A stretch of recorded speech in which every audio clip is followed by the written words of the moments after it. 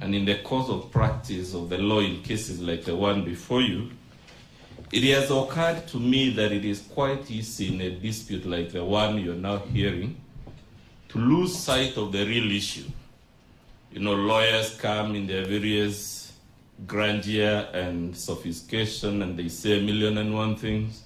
And in that forest of very many things, allegations and counter-allegations, my experience is that it is easy to lose sight of the real crux of the matter. And to me, the real issue, my Lord, may be formulated in three ways. One of them is whether the courts, not just this court, but any court anywhere in the world, whether courts should quash the impeachment of a deputy president that has been found guilty by Parliament of inflammatory ethnic incitement that threatens national unity, especially in a polarized, multi-ethnic country like Kenya. We know, my Lord, what ethnic incitement did in Yugoslavia. We know what it did in Rwanda and Burundi and many other places. And for me, the question is whether a judge, a court of law, should reverse an impeachment conducted on such a ground in a country such as the one we live in a country with experiences such as those we had in 1992 in Molo, such as those we had in the year 2007 that we call the post-election violence. Should courts really do that, my Lord? Even as lawyers try to draw your mind in 1,000 directions. Number two, my Lord, should courts quash the impeachment of a deputy president? We are not talking about a street sweeper. We are not talking about a junior clerk, but a deputy president of the Republic that has been found guilty by Parliament of threats to judicial independence. A deputy president that goes to the press vilifying and accusing judges of this very court of things that he shouldn't be saying, and does it count for anything, my Lord? When I was reflecting on this, my Lord, it reminded me of my many days in high school when we used to be taught a proverb in Kiswahili that says, usitusi wahenga na uzazi ungalipo.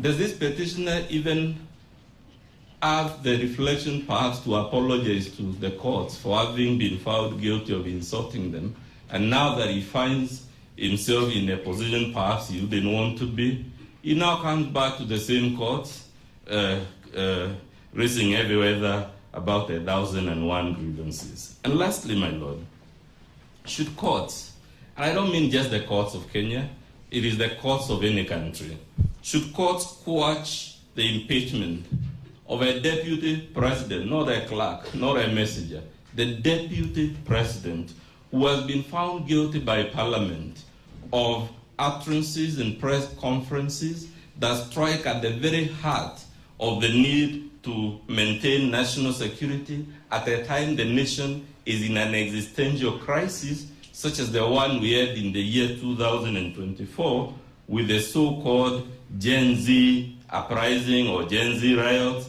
and whatnot and whatnot. At the end of the day, my Lord, that is really the broad question before you. And my Lord, when I was thinking of this matter also, I was quite amazed to hear that the petitioner is being likened through a false analogy to Jesus Christ, to Socrates, to Thomas More, and other great men and women in history. And for me, my Lord, I was left wondering, perhaps the correct analogy should, and I'll show you shortly, should have been that with Barabbas, the mighty criminal who the masses chose, or perhaps the two unrepentant, or rather the unrepentant criminal who was crucified together with Jesus Christ. But while on this, my Lord, again, because sometimes we love analogies and they mislead, did Jesus Christ traverse Galilee and the southern part, Judea, preaching ethnic exclusion, preaching ethnic hatred and incitement? Did Jesus Christ traverse Judea and wherever, trying to vilify judges in public utterances instead of following the mechanisms Was Jesus Christ really guilty of the sort of things because you were told? I don't want to address you on whether it is blasphemous to even liken a man with Jesus Christ. I'm not a very religious man, so I'll leave that to the religious people. But the overarching legal question, my Lord, is whether, as a court of law, because a lot of emotions have been stirred in this case, we are in a court of law, my Lord. This is not a sympathy parade. It is not a political forum. It is not a political platform. And to the extent that we are before a court of law, we must confine our inquiry to the four corners of the law. If the law supports the petitioner, then he is entitled to whatever the law gives him. But if the law doesn't agree with him, he cannot ask you to stretch it. You know, the law is not an accordion that you can keep stretching and expanding and contracting.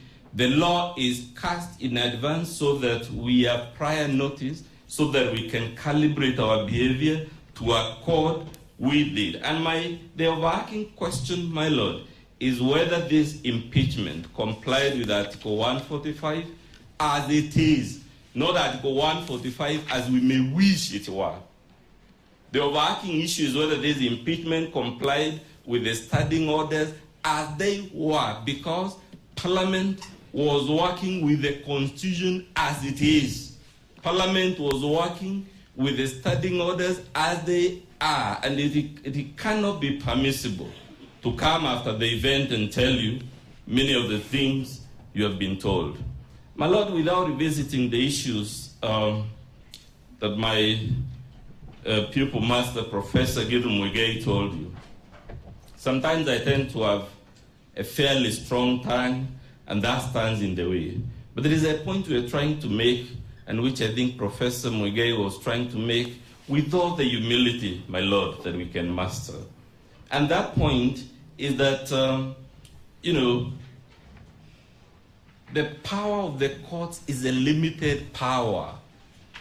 Just like the power of Parliament is limited, just like the power of the executive is limited. There is a temptation and a general assumption among public law lawyers, especially lawyers who practice in the Constitutional Division and the Judicial Review Division, because the courts usually have the last say on the legality of something. There is a temptation, my Lord, to assume that the judicial power itself is not limited. And that cannot be true, my Lord.